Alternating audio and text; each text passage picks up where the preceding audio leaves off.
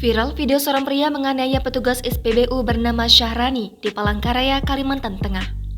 Tak butuh waktu lama, pria berinisial MR itu langsung diringkus oleh anggota kepolisian. Ternyata korban penganiayaan bukan hanya petugas SPBU. MR juga menganiaya RM, penjaga toko pakaian dan seorang petugas kepolisian. Seluruh korban luka dari pelaku MR ini menggunakan baju berwarna merah.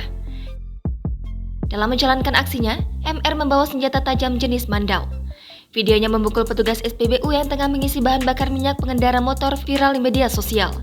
Ia datang menggunakan motor jenis trail, menggunakan kaos berwarna putih, membawa mandau serta tas gendong berwarna hitam. Pelaku secara tiba-tiba datang kemudian memukuli dan menendang Syahrani saat sedang bekerja. Terlihat dalam rekaman CCTV, Syahrani hingga terjatuh ke samping mobil berwarna merah.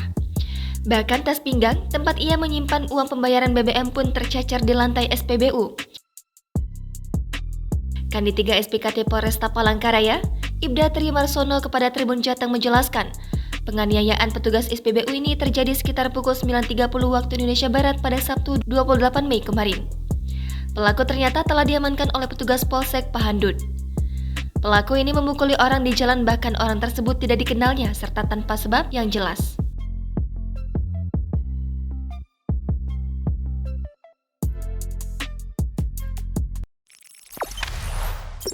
Jangan lupa subscribe, share, komen, dan like ya.